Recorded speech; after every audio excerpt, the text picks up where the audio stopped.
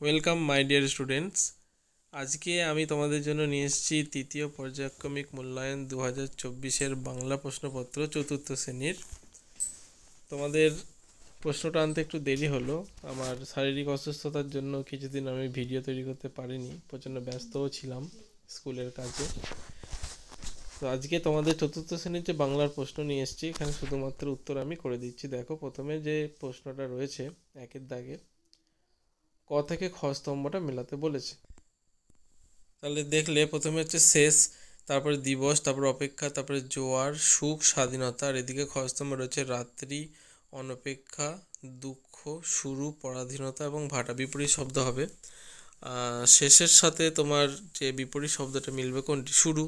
দিবসের রাত্রি, অপেক্ষা অনপেক্ষা, জোয়ার থেকে কি হয়? ভাটা। আবার সুখ থেকে হয় দুঃখ এবং স্বাধীনতা থেকে হয় পরাধীনতা। এগুলো তোমরা তো খুব ইজিলি করতে পারবে আশা করি। তারপরে দেখো না, বর্ণগুলি সাজিয়ে লিখতে বলেছে। প্রথমে যেটা কতে কী রয়েছে, ভ্যাবাচাকা রয়েছে, তার মধ্যে রয়েছে, তারপরে রয়েছে তরমুজ।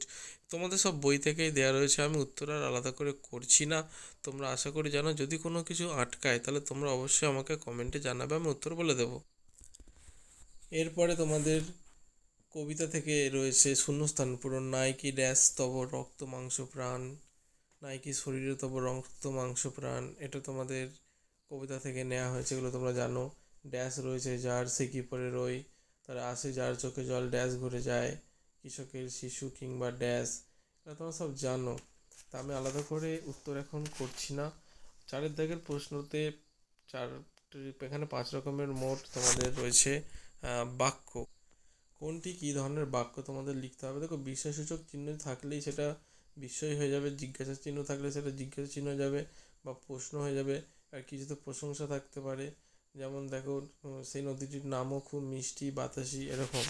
আর নিষেধ যদি কিছু করে, যে না না ওখানে থামা যাবে না, এটা একটা নিষেধ, ঠিক আছে। এবার বর্ণ বিশ্লেষণ তোমরা আগেই জানো, সেলাই, চৌকাঠ, সমস্ত, মাতব্বর এবং মুশকিল দিয়ে তোমাদের বর্ণ বিশ্লেষণ করতে হবে। তারপরে রয়েছে নিচের শব্দগুলি থেকে অল্পপ্রাণ ও মহাপ্রাণ। অল্পপ্রাণ অর্থাৎ যেগুলো কম সময় ধরে উচ্চারিত হয়, আর মহাপ্রাণ বেশি। তোমরা তোমরা তো 5টি বর্গ নিশ্চয়ই জানো, কচরতব, তার অল্পপ্রাণ মহাপ্রাণ শিখেছো তোমরা।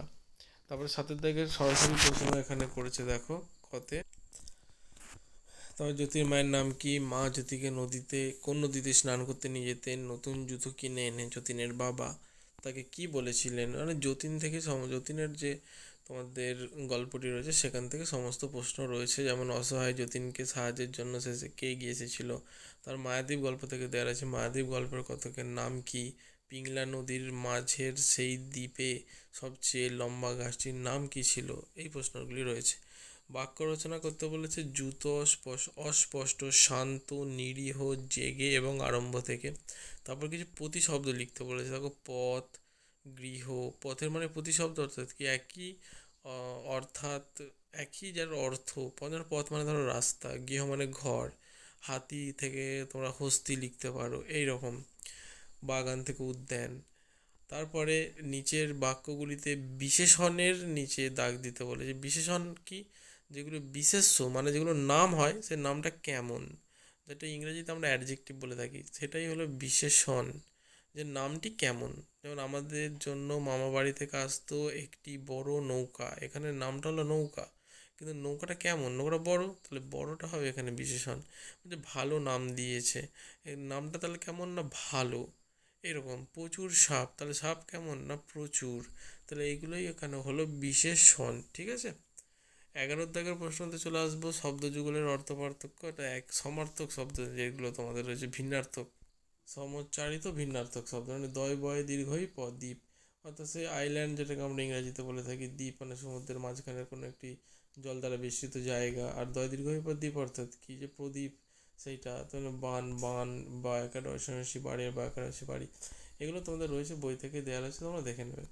শেষে সব থেকে আসছে অনুচ্ছেদ রচনা লিখতে বলেছে, তোমার বিদ্যালয় এবং তোমার প্রিয় খেলা। এই অনুচ্ছেদগুলো তোমরা দেখে নেবে তোমাদের বিদ্যালয় সম্পর্কে, 10টি থেকে 15টি বাক্য, এবং তোমার প্রিয় যে খেলা হচ্ছে, ক্রিকেট হোক, হকি হোক বা ফুটবল হোক, যাই হোক না কেন, তোমার প্রিয় খেলার ব্যাপারটা তোমরা লেখা প্র্যাকটিস করবে। তো আজকের জন্য তোমাদের এতটাই। তোমাদের অন্যান্য সাবজেক্ট অলরেডি আমি দিয়ে দিয়েছি, সেগুলো আমার ভিডিওতে তোমরা সব দেখতে পেয়ে যাবে চ্যানেল সাবস্ক্রাইব করলে। তো তোমরা ভালো করে পরীক্ষা দাও, এটাই চাই। যদি এর মধ্যে কোনো প্রশ্ন আটকে অবশ্যই আমাকে কমেন্টে জানিও।